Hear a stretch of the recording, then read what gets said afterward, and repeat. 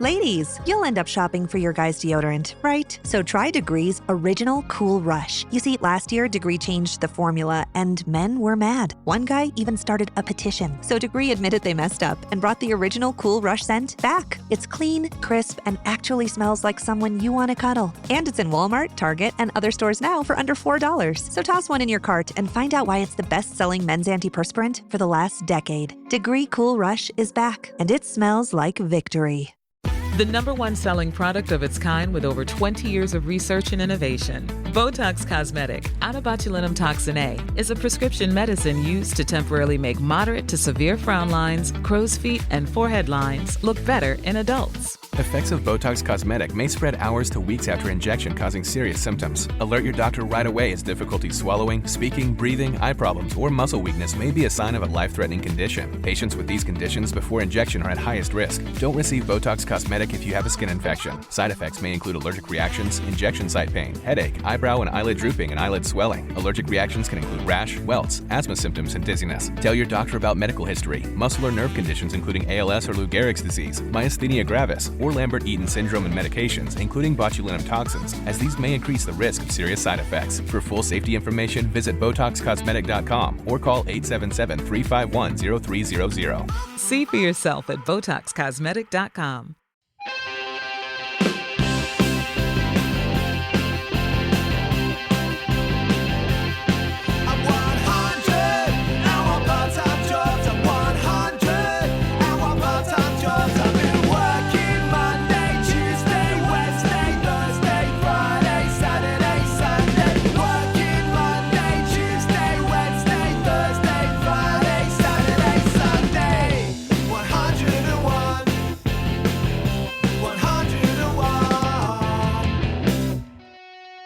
Alexa, what is there to know about love?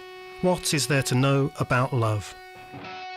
Hello, you're listening to 101 Part-Time Jobs with me, Giles Bidder. This is the podcast where we hear from musicians and artists about how they've been able to do what they do in a time that's difficult and confusing. We have two guests on every week, usually from the music world, but on today's episode, we have not one, but two poets, Henry Normal and Brian Bilston.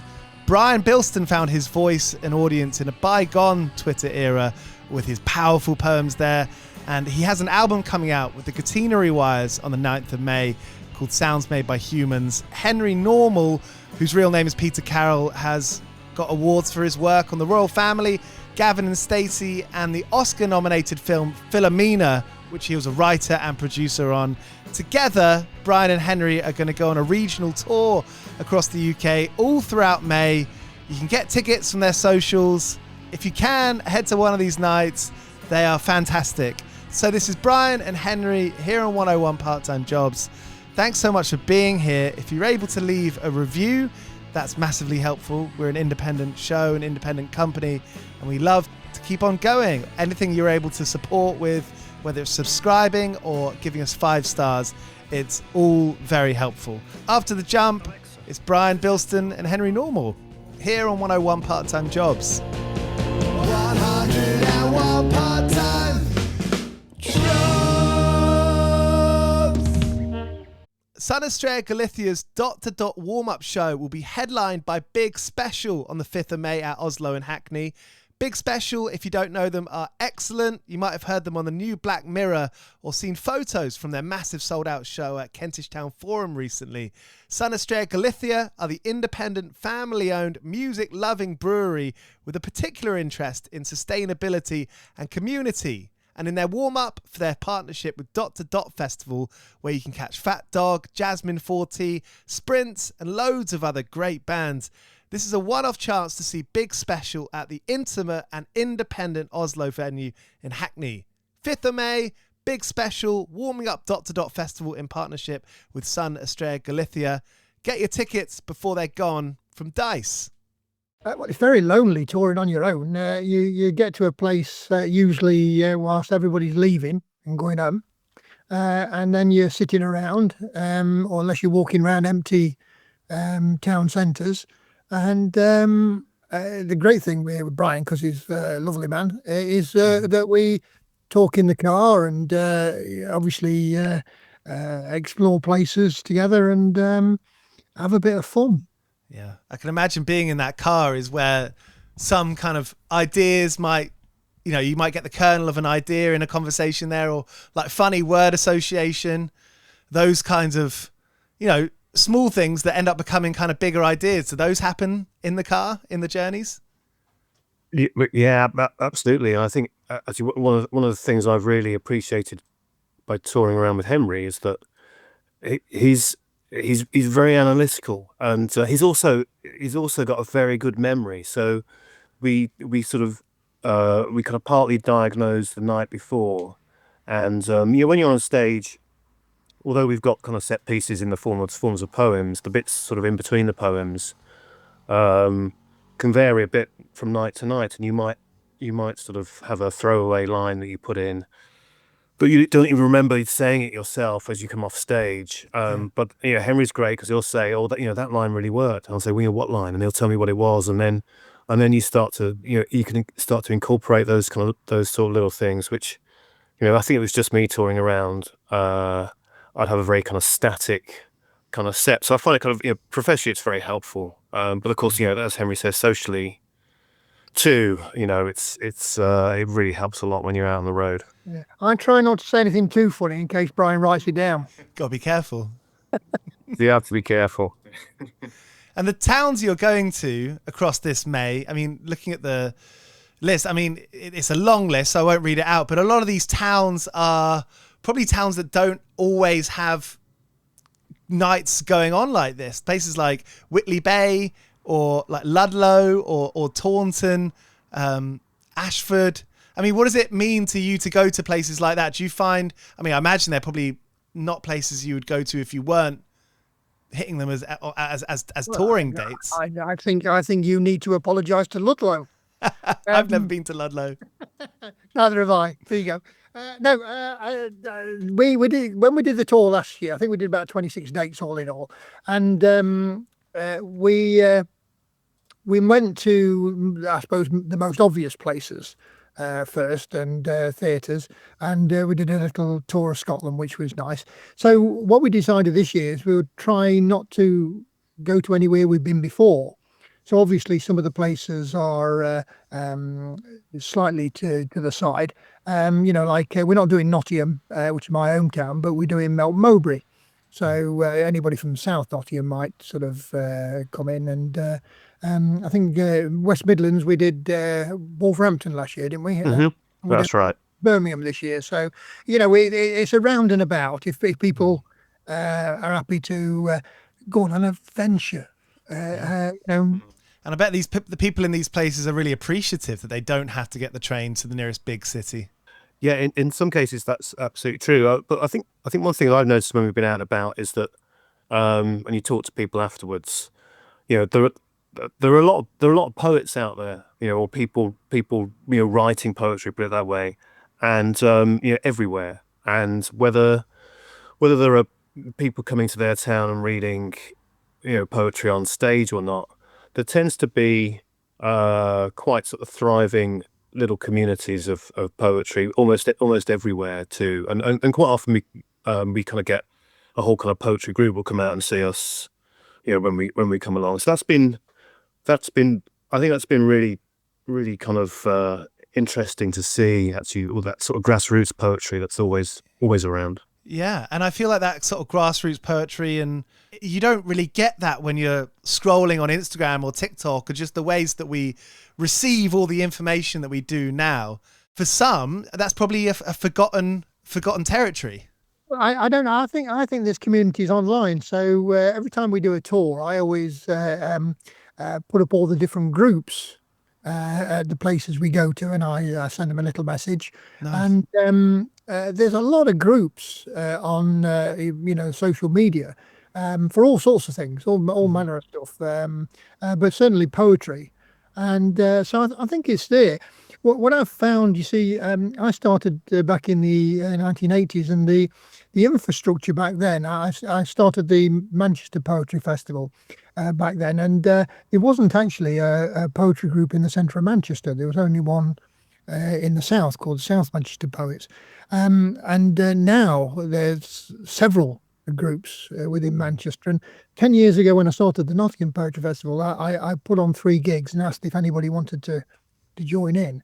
And there was 30 different gigs that first year. So there was 27 local groups got involved. So I think it's akin to, if you think about fishing, or you think about football at its sort of grassroots level.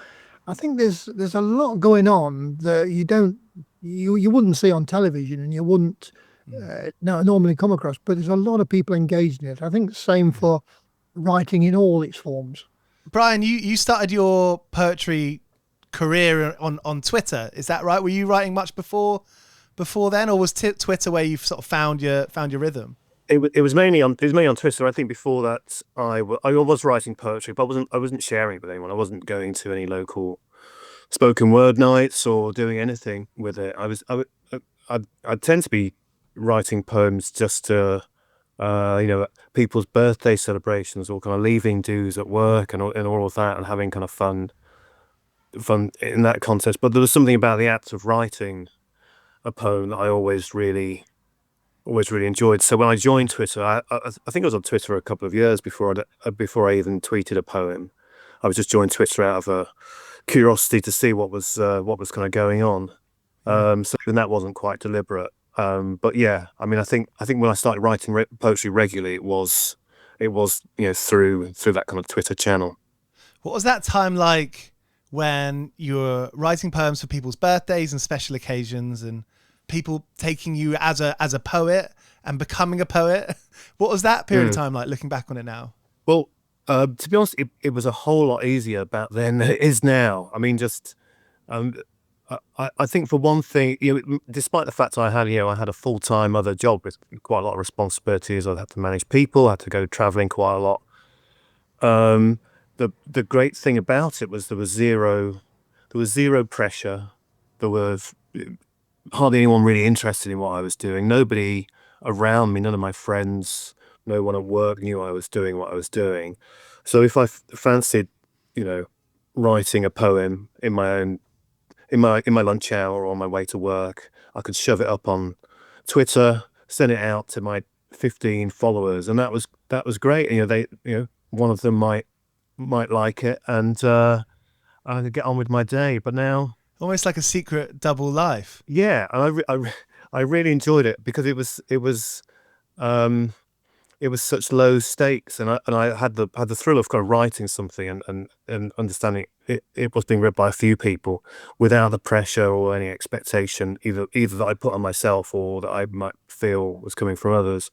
So now it's very different, unfortunately, where I do have to think quite hard. I do have to kind of control myself, and also I'm not writing exclusively for Twitter anymore, and I think the kind of things that I'm writing are generally a bit different now. They're not always those kind of short, slight kind of throwaway things. I was often writing directly in response to something that happened in the news that day, and so things have kind of moved on. I do have to think a lot more now about it, and probably so I get a less immediate gratification out of being a poet, I suppose, in some ways. Strange, because we've been on a similar journey, but of course I started before the internet. So whereas Brian would put things up on the internet, when I first started, nobody knew what I was doing.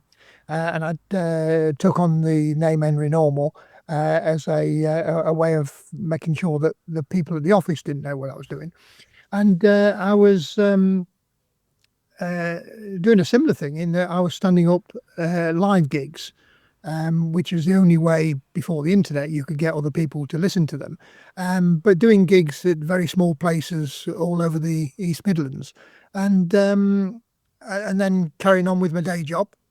And then, so it's a very similar thing, but obviously a good 30 years in between the two. And, obviously Brian's taking use of the modern advantage. Funnily enough, Angela, my wife, was saying to me this morning, Brian, she's saying, must be strange for you because it's all happened so fast. For me, you see, it's happened over a long period, and I had 40 years in the wilderness with television. But for you, it's gone from that writing for yourself to writing, knowing that there's a huge audience out there going to listen to you very, very quickly.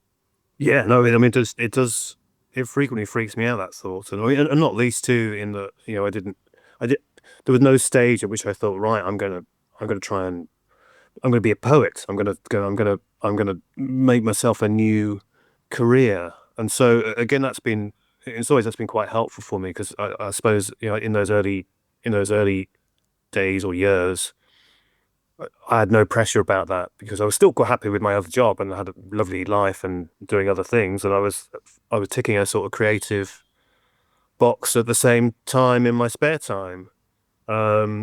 So I kind of think if in some ways that if I'd set out to try and do what I've ended up doing, it would have been a far harder and not necessarily successful journey. I actually set out to become the greatest poet in the history of the world. That was my thought process. I thought, aim high, and you might get the top of the trees. And I've sort of settled for just being Second best. well. There is no greatest poet, is there? Was Wordsworth better than Keats? Was Keats better than Byron? We it's all opinion. All you can do is be the best poet you can be. So I strive for that each That's day. nice. You should put that on an inspirational poetry Instagram account. I will. 101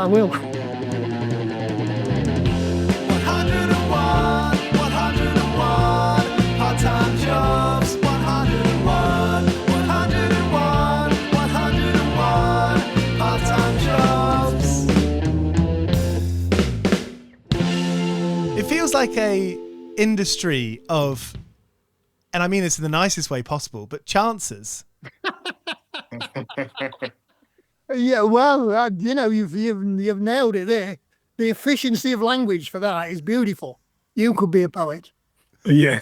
It's quite interesting when you look back on the history of it, because I don't think anybody's truly made a living being a poet. I think a few now because of touring and obviously international book sales. But Byron paid for his own books. He was filthy rich, so he didn't need the money. So if you're not filthy rich, how do people do it? Well, I think most people in the poetry world have other jobs. Essentially, I mean, it can often be very closely allied with writing poetry. So there's a lot of teaching poetry gigs. There's a lot of sort of poetry masterclass kind of things. There's a lot of teachers out there who are kind of writing poetry in their spare time.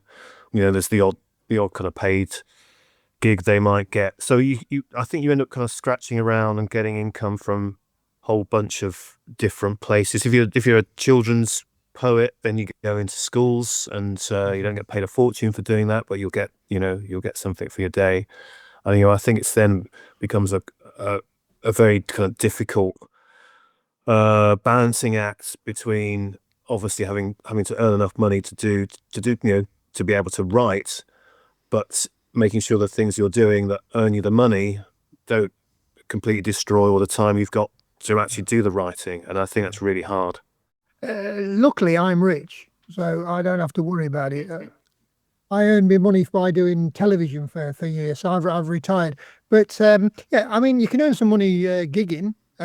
John Cooper Clarke obviously gigs all over the world, and there's a lot of people spend time gigging, and we're doing it for the beauty of gigging, but the money will come in handy. The time is the same with everything, that you have to divide time up between your responsibilities and actually living. And I'm sure we've all got responsibilities, and we have to do stuff. I was putting the bins out earlier. Yeah. Which is my responsibility. It's not a great one, but you have to do it. And then you can settle down and write a poem. Mm-hmm. So Yeah, it must be difficult for a lot of people. There's probably a lot of great poets out there who just can't afford to be poets. But I think the living though is an important part of them being a poet itself. In that, because I've had various incarnations since I quit kind of full-time office work, including taking on a kind of part-time job as a librarian, because actually I was sitting at my desk all day trying to write poems, and sometimes it's all right having the day stretching in front of you, but you need the inspiration there too. And really the only way you get the inspiration is by interacting with the world. And in days gone by, that used to be through, so, I guess as I started, it used to be interacting with social media would give me lots of ideas for poems.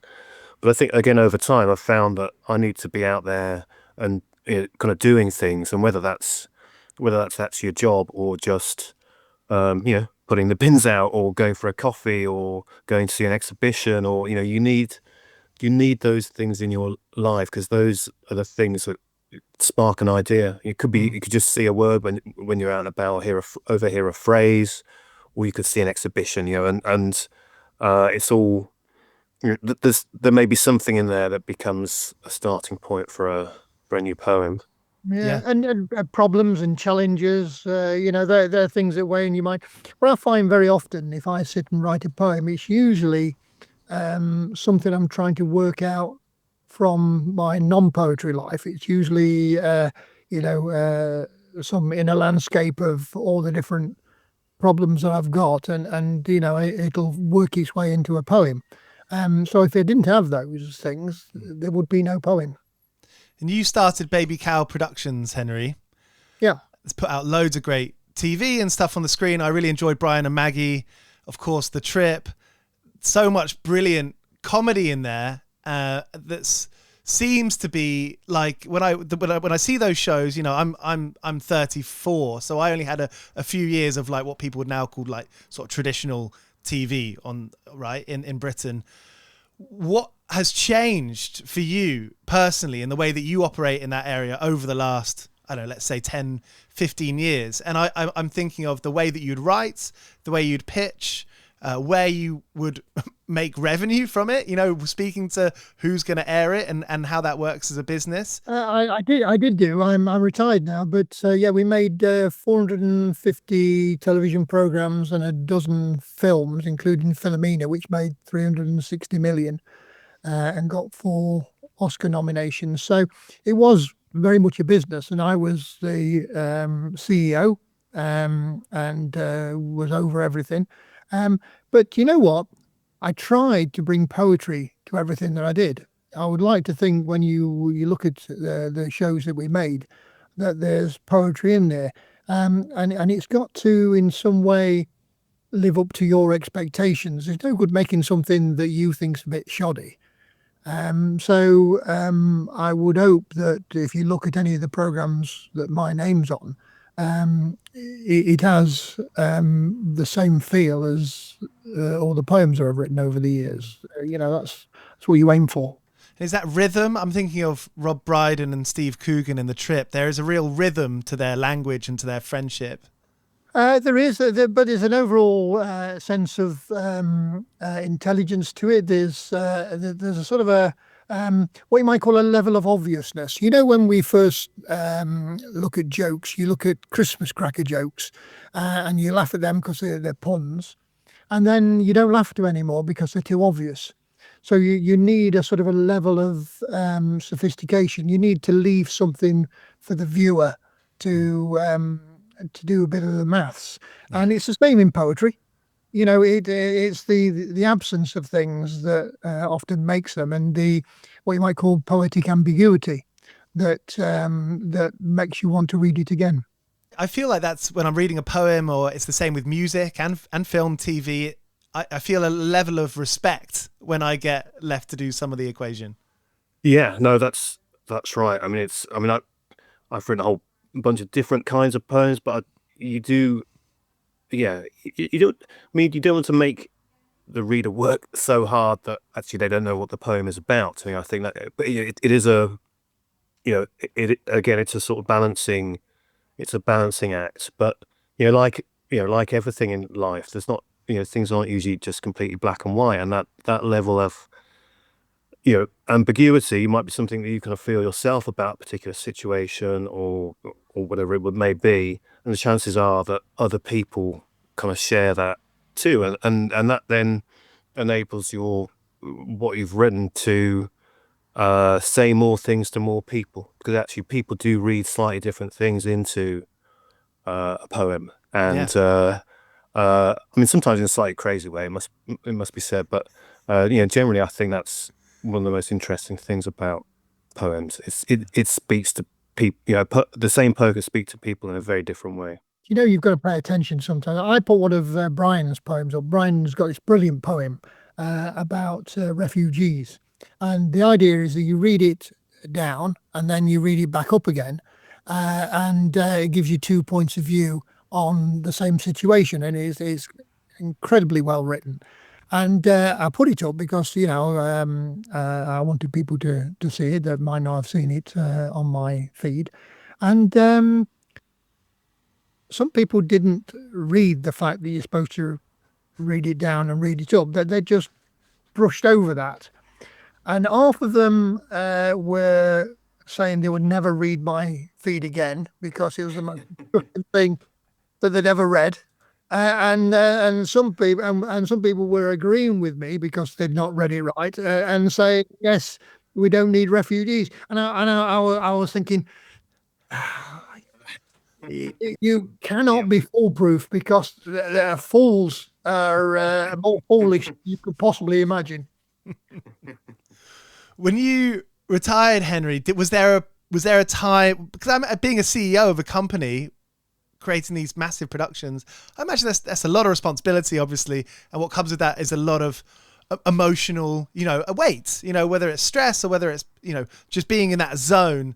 What was it like sort of coming away from that zone, letting that dissipate a little bit? Well, it was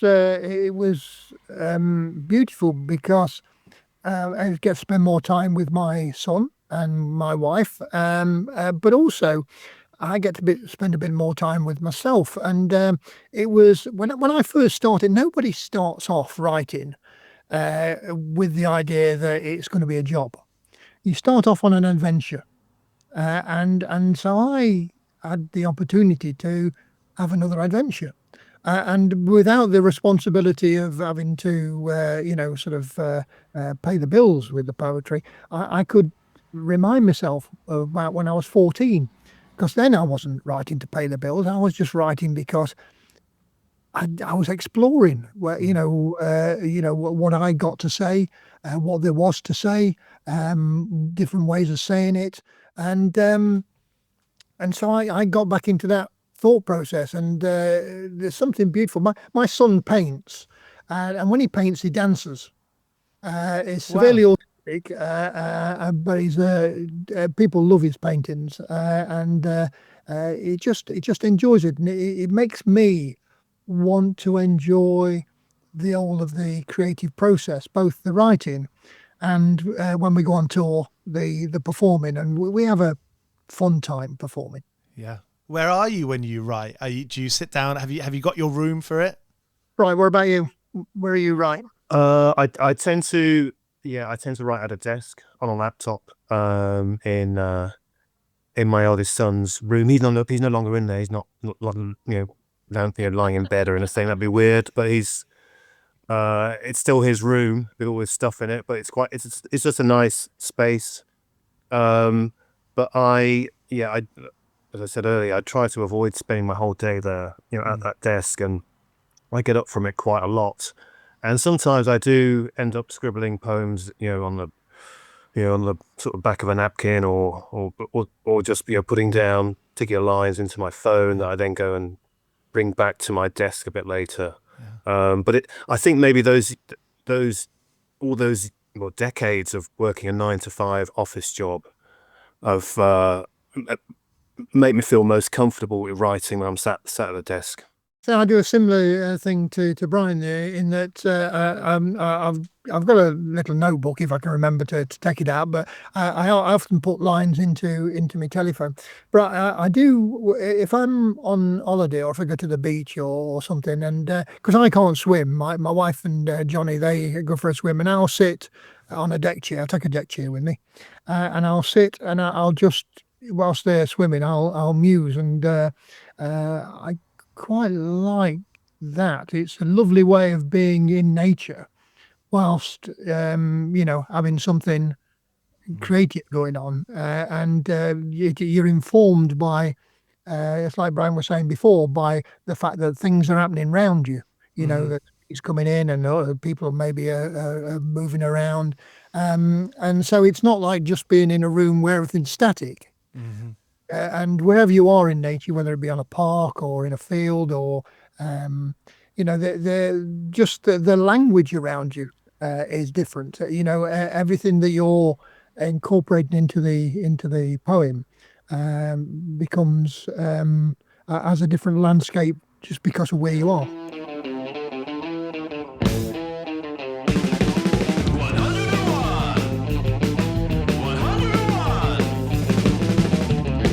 It must be brilliant when you feel the energy of a packed out house when you're reading these poems and people are there because they want to be, and it's a shared experience. Like, it's a gig. It absolutely is a gig, and the way we go about it, I think we prepare for a gig like any band, any musician would do, and you think about your set, in exactly the same way. You put in your crowd pleasers, your number one hits. Yeah. You try and smuggle in a few obscure B-sides or the odd kind of brand new track and hope you can get away with it. You think about the light and shade throughout the show. Start with a banger, and have something kind of quieter, more reflective. So I think it's the kind of thing that Henry and I do. I think it's very similar. Yes, it's always a balance between from being an entertainer, which we try to be, and an artist, which we try to be. So you don't want to become a tribute band to yourself. So you have to have something that moves your creative process along. And in all the shows that we did, I don't think we did exactly the same show twice. You keep changing it and moving it along. And certainly with the new show, we're aiming as much for ourselves as anything else. And and we watch all the shows with each other. So I need to entertain Brian. Can't have him, sat there cursing me and yawning at the back. Great. Henry and Brian, thanks so much for the chat. 101 part-time jobs in a Schadenfreude. Might be pronouncing that slightly wrong, despite having a German partner. There's a lot of Schadenfreude in people's work fuck-ups. Mistakes in the workplace, dropped, broken things, misplaced items that were very valuable or important. I'm putting you slightly on the spot here, and maybe I don't want to scratch the surface of some things you wanted to forget. But do you have any memories of your worst day at work? Those kinds of days that you thought, I just want today to end. I want this to finish now. For me, I would, and I can't think one specific day, but I know the kind of day that I don't enjoy in my current job, and that's ironically, given that I've emerged through a kind of social media route. It's the day where I feel obliged to have to tell people about stuff. It's me not being a poet. It's me being a promoter of myself. And it's not only boring quite often to have to do that, but I feel it just makes me feel slightly uncomfortable, and it gets in the way of doing the thing that I love. I understand it's necessary, but I would dearly love, just not to be able to do any of that. It just sort of magically happened. Yeah, I suppose you have to try and sum up this period of time when you're writing something that has, whether it's a book of poems that has such depth. How do you write that into 500 characters? Or 50 characters, sorry. Well, that's right. And also, things have moved on. So you end up, you have a book come out, you're doing shows, you might have a book coming the following year. I've got like I've done an album with people the next month. And And you just get sick of yourself, really. Well, here's something else I'm going to have to tell people about a thing that I've done. I need to do fewer things and communicate them less, and I would be a lot happier. My dad would always say, "Shut up now, Henry. Give your sisters a go." I quite like promotion because I see it as a challenge, and we put out lots of different posters that are fun. I like the posters that we put out, and whether it be a book or a tour, there's a certain challenge to doing it with humor, with sophistication, with intelligence. Not to be too down market about it, but to actually tell people about it in an interesting way. So I find that a challenge. But I have had some very bad days at work. There's one particular come to mind, which was I did Penzance, the Acorn Theatre in Penzance. And so I live in just near Hastings, and I drove over to Penzance. And it was a time when there was some problem with petrol. Nobody could get any petrol. And I got enough petrol to get me there. And I did a gig in Bristol on the way, and it went absolutely perfect. Everything went fine. And I was doing exactly the same show in Penzance. So I drove over to Penzance and tested all the microphones and everything. And they said, right, you're ready to go on. So I said to the microphone, "Ladies and gentlemen, please welcome Mr. Henry Normal." Got to the stage, the microphone hadn't worked. Nobody knew I was there. I started talking jokes that the night before I got big laughs, and poems that I got applause. Nothing, absolutely nothing. Right, so I was doing 45 minutes, then a break, and then 45 minutes. I get to about 40 minutes in, and somebody laughs, and so I was bewildered. I said, "What are you laughing at?" And it was a joke I'd done 5 minutes in. So this laugh was 35 minutes late. I was thinking, what the hell's happening here? So I half time, some people bought books. They obviously was enjoying. They weren't letting me know, but they were enjoying it. Did the second half a little bit better. Got in the car. I didn't have enough petrol to get me back to Hastings, and I couldn't find any petrol anywhere. So I'm got this gig's freaked me out. It's the middle of the night. I don't know what I'm going to do. I'm driving around. My sat nav's not seem to be working, and I just sat in a petrol station till morning. And luckily, some tanker came and put some petrol in, and I drove home. And I've tried to forget it until now. Thank you very much. My pleasure. I feel there's a poem in there for you, Henry. Did you get a poem out of it? It's too painful. Okay. Painful. Distance. I need a bit more distance. What about working in TV? I'm just watching the new Seth Rogen and Evan Goldberg on Apple. Called The Studio. I know my worst time in TV. If you'll bear with me, Brian. We had a ship sink on us once, but that wasn't too bad. We managed to rebuild it in one of the studios. I remember coming home from work about a year and a half into Baby Cow. I did 17 and a half years. But after we started, we'd made 3 programs, and they'd all won awards, and they're all scripted comedies. And then I realised I hadn't got any more scripts. And we'd spent so long actually doing these programs and making them sure they were right that I'd not brought the new scripts up to speed. So I got nothing to make, and I got people that I was paying. And I thought, it's all going to collapse. All going to collapse. And I came home, and I used to wear a suit because I thought if I wore a suit, then people would give me £1.5 million, which is what a TV show sometimes costs. So I got into bed with my suit on, and I just pulled the covers over my head. I thought, how are we going to survive? And I thought, that's a good idea for a title. How to Survive. So the next morning, I went into Stuart Murphy, who was the head of BBC Three. And Steve and I had written the first programme that was on BBC Three. It was called Paul and Pauline Carr's Cheese and Ham Sandwich. So he was quite pleased with us that we'd done that for him. And I said, I can put 52 comics on BBC Three. It's never been on television before, and they'll be on BBC Three. And we'll get Fatboy Slim to get some music, and we'll do some animation, and we'll call it How to Survive. And it will be how to survive parents, how to survive relationships. Each week will be a theme, and he said, "Brilliant, we'll have that."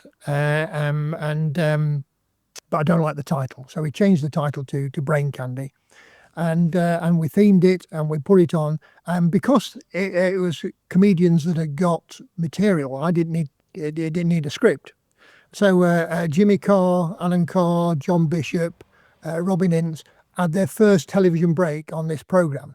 And then after that, I said, I can do it cheaper with poets. Do you want some poets? He says, yeah, I'll give you about 40 poets. So I did a programme called Wine Gums with John Cooper Clarke, John Egley, all the great comic poets. Put them on. And then he said, can you do Shakespeare? I said, yeah, we could do Shakespeare. Dead easy, all the soliloquies. So I got people who aren't really actors to do Shakespeare.